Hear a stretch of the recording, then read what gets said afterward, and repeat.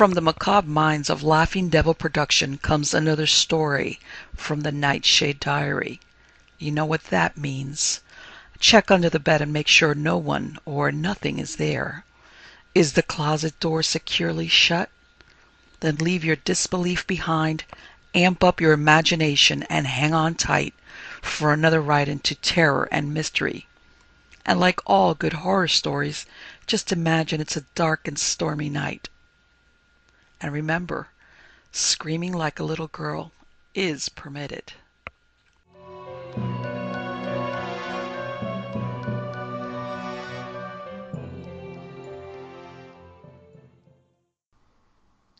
Nelly's Ghost. At the topmost tip of Maine, the first American highway begins. Highway 1 continues down the northeast side of the state until it reaches the sea, and there it soon comes to the town of Machias and its nearby village of Machiasport. It was right in this area that the first recorded American ghost appeared. Nelly Butler was not, of course, the earliest phantom in this country, but she was the first to be written up and substantiated with sworn testimonies. This is what makes her truly unique, that over 100 observers declared themselves to have either seen or heard her. Perhaps the most significant of all her firsts is that she was witnessed by more people than any other ghost before or since. It was on the night of August 9th, 1799, in the house of Mr. Abner Blaisdell, on the coast near Machiasport, that a disembodied voice was heard announcing that its owner was going to appear in the village. Abner Blaisdell was a man of piety and upright character, and he wished to retain that reputation, so the members of his family were told to keep to themselves the story of this strange voice from out of nowhere. They well knew the ridicule with which such a tale would be met by their practical, God-fearing, seafaring neighbors. As time passed and the sound did not come again, the Blaisdells finally decided that they had let themselves be fooled by the whispering wind, and they forgot about the whole affair. But 5 months later, on January 2nd, 1800, the voice was heard again in the house. It was obviously a woman speaking, and she told her listeners she was Captain George Butler's deceased wife, who, they well knew, had been David Hooper's daughter, Nelly. She ordered them to send 2 messengers straight away to fetch her father. The disembodied voice had a very authoritative sound. No one dared refuse to do its bidding, so David Hooper was sent for. Wondering, ridiculing, and grumbling at the foolishness, the old man made the 6-mile trip.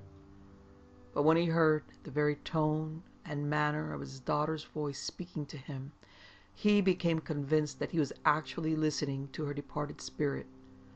When he wrote his affidavit about this and subsequent experiences, he stated that she gave such clear and irresistible tokens of her being the spirit of my own daughter as gave me no less satisfaction than admiration and delight. The admiration and delight were never to come to the Blaisdells, however. They always felt very put upon at being the chosen subjects for the visitations. Nelly Butler even made her first appearance to one of them, Captain Paul Blaisdell, Abner's son. Captain Paul was walking through a field one day in late January, 1800, when he saw an unreal-looking figure of a woman in the distance. In a few moments she had moved rapidly toward him. She had never touched the ground, he said in his affidavit, but had seemed to float just above it. Her raiment, he said, was as white as possible. He was literally dumbfounded by the apparition and could say nothing to it before it vanished. The next evening the spectre, as Nelly was afterward called, appeared at Abner's house again, and rebuked Paul for not speaking to her, an old friend and neighbor, in the field. After this visitation, to the vast relief of the family, there was a respite from her attentions. In March, however, Mrs. Butler returned, and chatted for 2 hours with the 4 Blaisdells, whom she insisted must go down into the cellar for the interview. It was frightening to be sitting in the dark cellar talking to an invisible entity, but no one had the nerve to resist her demands. She told them that though my body is consumed and turned to dust, my soul is as much alive as before I left the body. She always spoke in religious terms and usually began with many hallelujahs. One might almost suspect that Nelly had the soul of an evangelist and was enjoying her revival in more ways than one.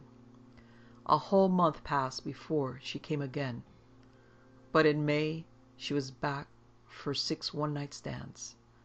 From then on, the entire countryside was agog with gossip, innuendo, and questions. Was she, or wasn't she the deceased spirit she claimed to be? And if not, what was she? By now, her manifestations had become visible to some people, although others still only heard her. Among the latter, some heard her words distinctly. A few heard a strange voice but could not understand the words spoken. Some persons who were unable at first to see the spectre succeeded in doing so after repeated visits. A few poor, unfavored individuals could neither see nor hear her, and they quite naturally suspected their neighbor's sanity. Yet of those who testified as to the evidence they had received of her existence, most could both see and hear her, and she was usually in a shining white garment. All to whom she appeared agreed that the form and features were those of the deceased woman she claimed to be, and they all testified to the bright light which came from her, so that it illuminated a field at night and shone like a lamp in the cellar. A typical description of the order of events at these seances was given by a stranger to the district, Mary Gordon, who came to Machiasport out of great curiosity. Mary stayed at the Blaisdell home on the night of August 4th. Apparently this poor family had to keep open house all the time, for if they turned anybody away it would have been claimed that they did not want their fraud to be detected. Mary Gordon said that about 2 hours before daylight there was a barrage of loud knocks that awakened everybody. It was the regular procedure of the ghost to announce her coming by a series of knocks, and so hastily dressing, Mary went downstairs. There she joined the rest of the assembly, most of whom must have slept on the floor, for they numbered about 20, and they all trooped down to the cellar, which by this time was known to be the spectre's favorite spot.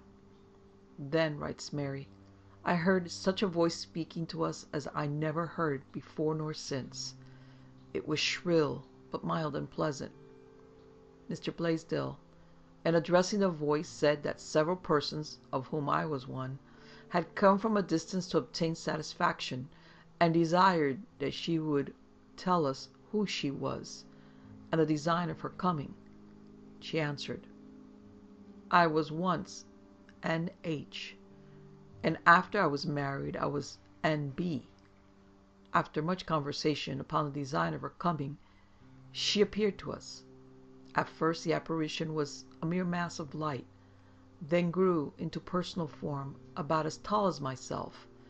We stood in 2 ranks, about 4 or 5 feet apart.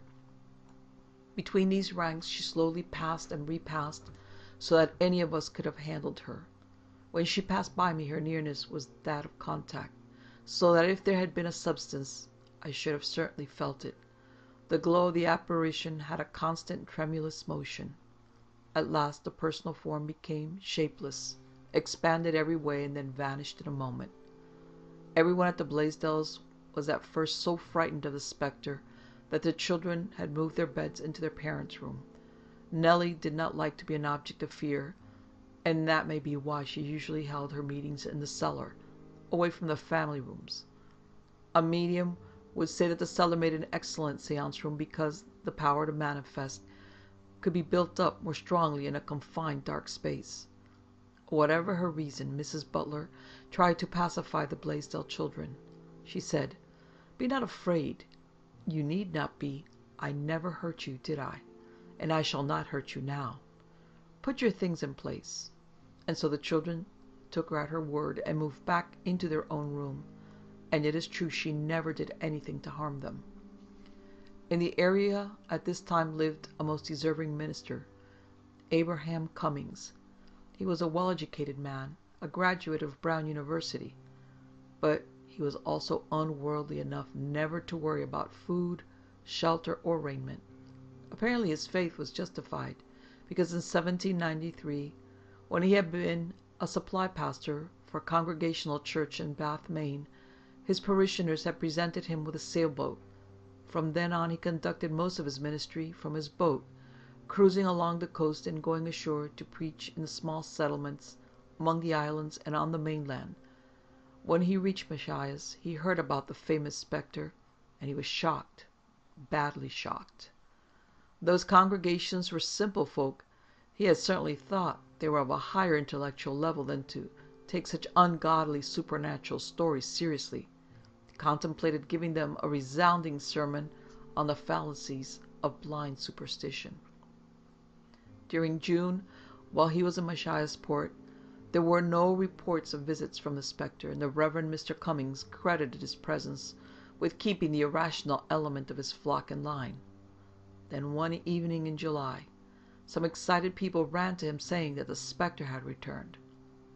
What should he do about it? He wondered.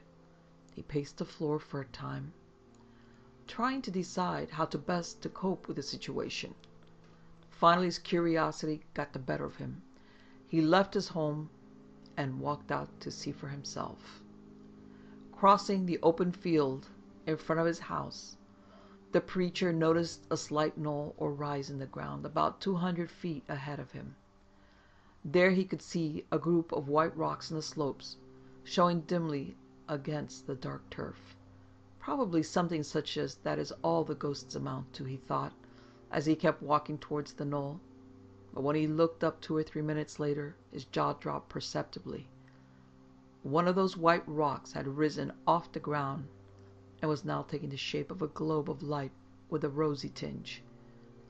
He turned directly toward the amazing spectacle so that he could examine it closely. As he walked forward, he kept his eyes fixed on this light, for fear it might disappear. But he had not gone more than 5 paces when the glowing mass flashed right to where he was. Instantly the light resolved itself into the shape of a woman. Her size was abnormally small, however, perhaps that of a child of 7. Staring at her in amazement, the parson thought, "You're not tall enough for the woman who has been appearing among us." Immediately the figure expanded to normal size, and he wrote afterward, she appeared glorious with rays of light shining from her head, like a halo extending clear to the ground. Cummings, not being conversant with the etiquette of ghostly circles, just stared.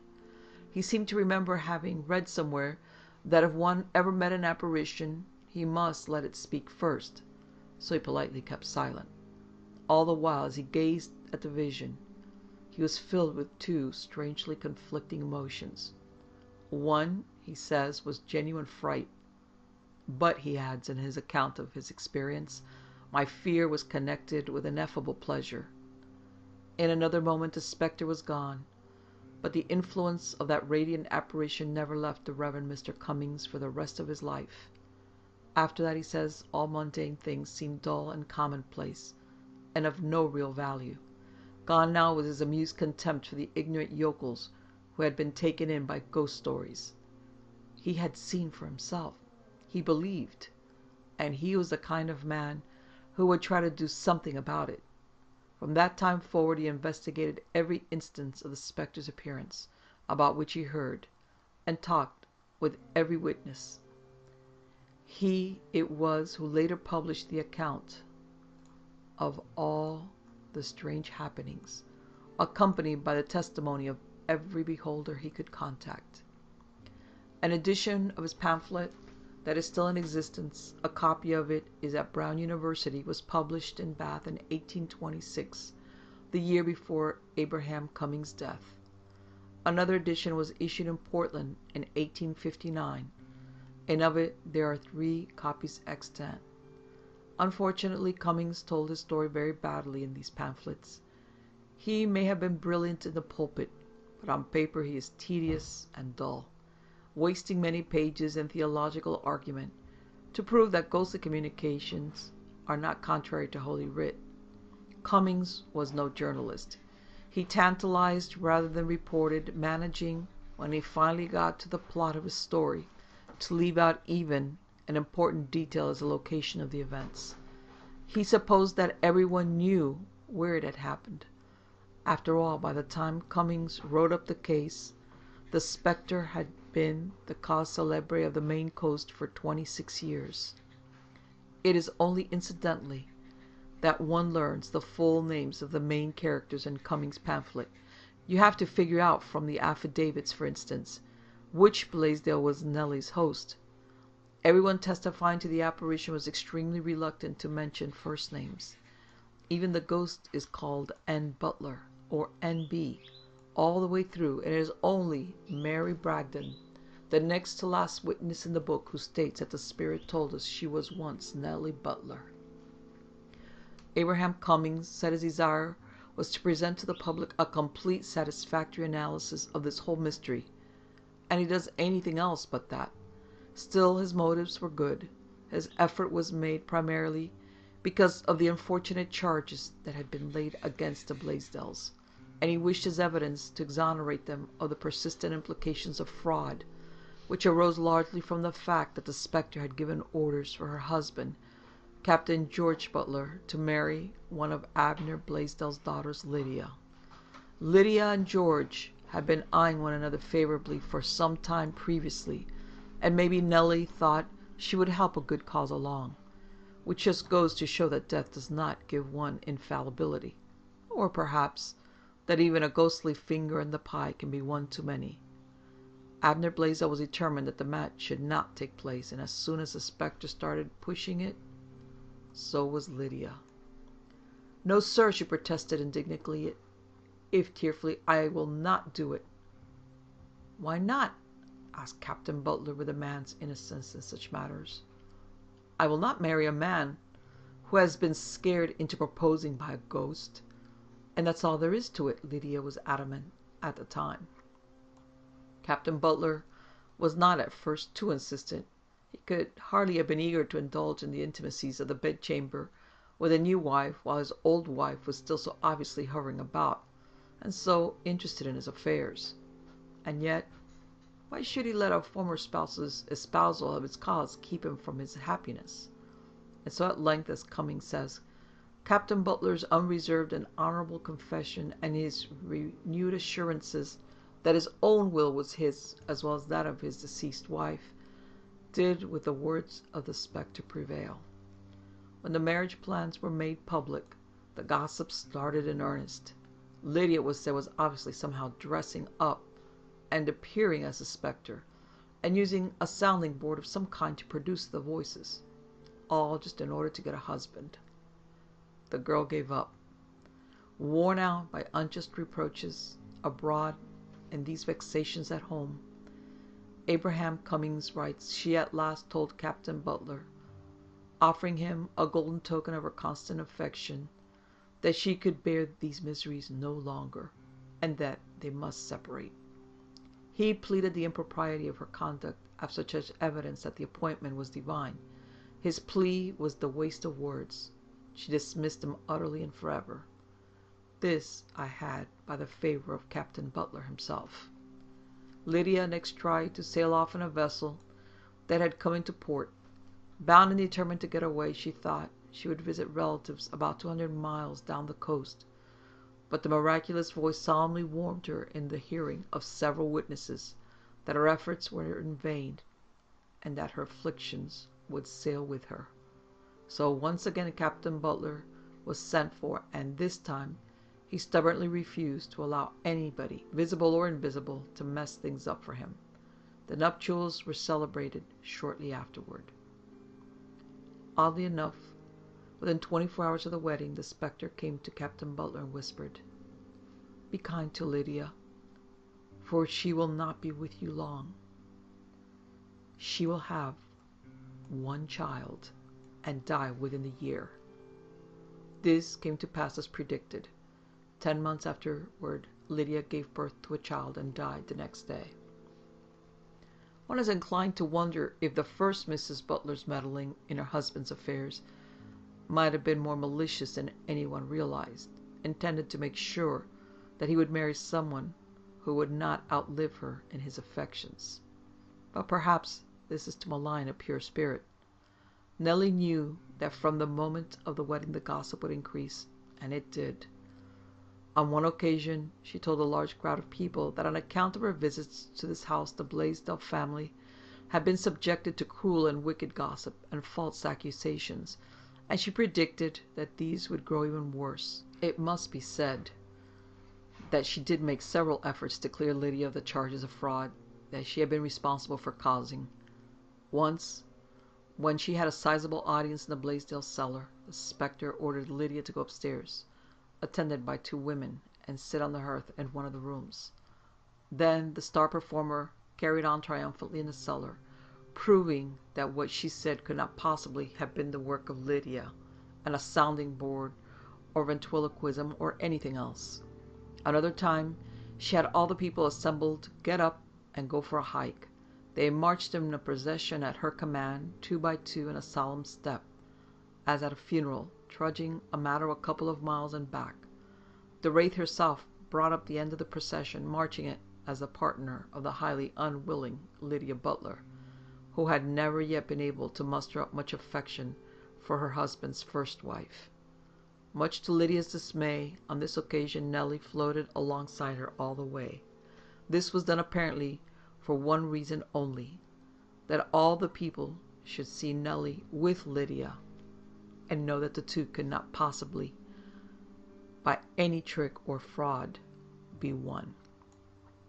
Even when they saw the phenomenon of her appearance or heard her voice, some of the people of the community did not believe they were witnessing the actual ghost of Mrs. Butler. They had recourse to only one other theory to explain the apparition, but it seemed logical to them. They believed that this wraith of a dead woman must be fashioned by the devil. This was the position taken by Nelly's sister, Mrs. Sally Wentworth, although her parents were quite convinced to the contrary. The austere Mrs. Wentworth's testimony may be more illuminating of her character and disposition than she realized. She writes, August 8th. I was there with about 30 others and heard much conversation. Her voice was still hoarse and thick like that of my sister on her deathbed, but more hollow. Sometimes it was clear and always pleasant. A certain person did, in my opinion, very unwisely, ask her whether I was a true Christian. The reply was, she thinks she is, she thinks she is my sister. Mrs. Wentworth says she was for a time convinced it was Nelly speaking, especially when a private conversation was reported to her which she and her sister had held and which had never been revealed to another soul. But she wonders, could not some evil spirit hear that conversations and afterwards personate my sister and reveal it? If it was easier for Mrs. Wentworth to believe that an evil spirit could exist and impersonate Nelly than that her own sister could return from the grave, others were more readily convinced that the spectre's claims were true. Among these was Captain George Butler, who had been satisfied of the ghost's identity almost from the start. Captain Butler writes, when I was called to talk with this voice, I asked, "Who are you?" It answered, "I was once your wife." The voice asked me, "Do you not remember what I told you when I was alive?" I answered, "I do not really know what you mean." The voice said, "Do you not remember I told you I did not think I should live long with you? I told you that if you were to leave me, I should never wish to change my condition, but that if I were to leave you, I could not blame you if you did."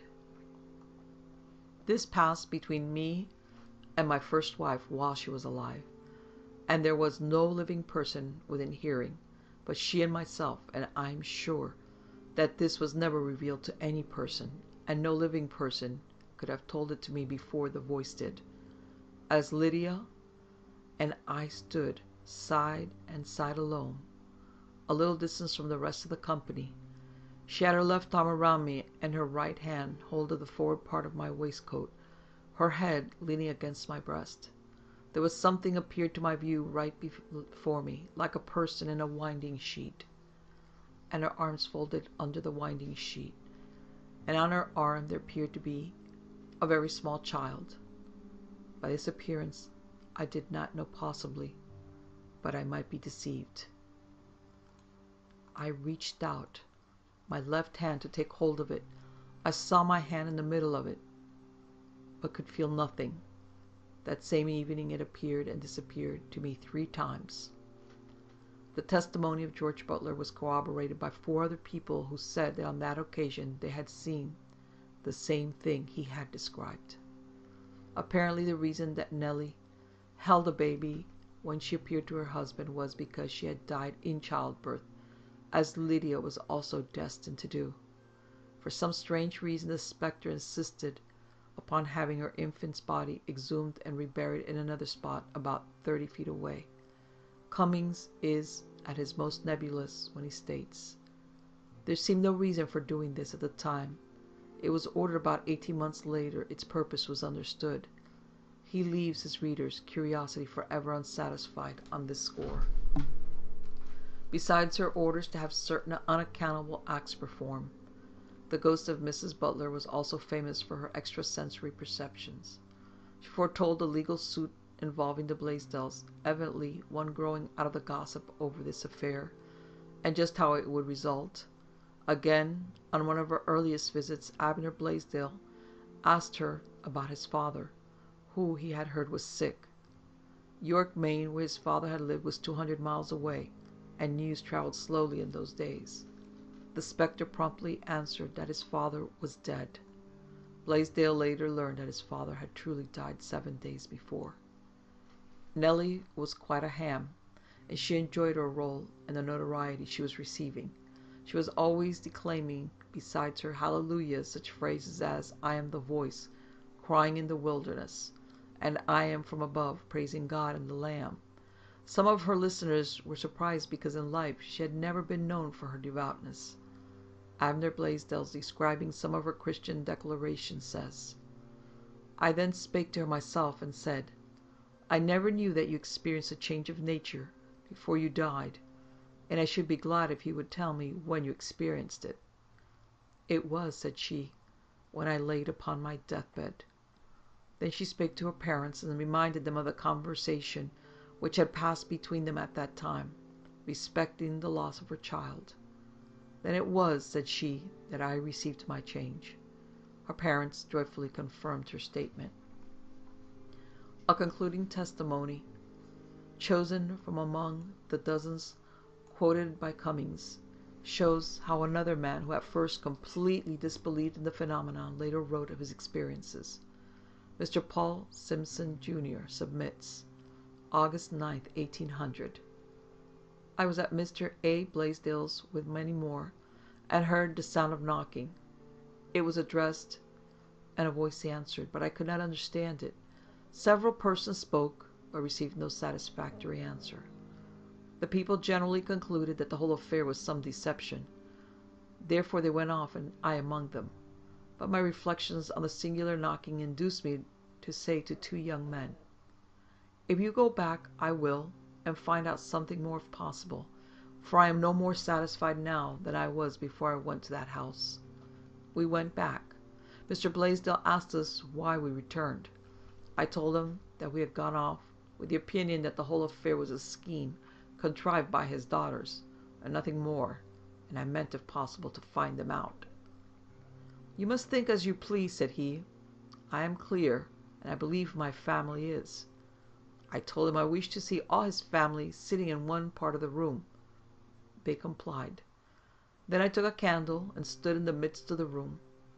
After several minutes something rapped near where 2 of us stood, and from thence removed to several parts of the house. 'What do you think of it?' said Mr. Blaisdell. 'It appears,' said I, 'to be strange.' 'We will go into the cellar,' said Mr. Blaisdell, 'and if you think anybody is there, search the cellar through with a candle.' We did so. I came out last and was careful and watched. so that I was sure that no person went down. Also, the outer door was fast. Then again we heard the sound of knocking. It was addressed, and conversation followed, in the midst of which Mr. Blaisdell said to me, "If you think any living person talks, go forward and grasp that person." I went forward a few steps, but was so convinced that nobody was there that I considered all further attempts as useless. After much discourse, which I cannot remember, the spirit told us that we must go up and come down again in order, 2 and 2, and she would appear to us. We did so, and I saw the apparition at first about 2 feet in height, but as it drew nearer to me, it appeared as tall as a person. I saw this appearance pass close by me, and from me 5 or 6 times. At last it diminished to about 1 foot in height, and then vanished. Well, what are we to make of all this? Was a whole community suddenly mass hypnotized? Was the preacher's pamphlet a hoax, and if so, why? Certainly Cummings' contemporaries accepted it as an honest tale, and most certainly a few old-timers in that part of Maine still refer to the Messiah's ghost as something that has been handed down to them by tradition. Why don't we just take the whole tale at face value then? In that case, the story is simply this. A deceased woman made herself evident to the people of her community for over a year and then disappeared again forever. What possibly could have been her object? Cummings thinks it was to try to prove the truth of immortality. Whatever her reasons, we have to admit that this is not only the first recorded ghost story of our country, but also quite the most remarkable.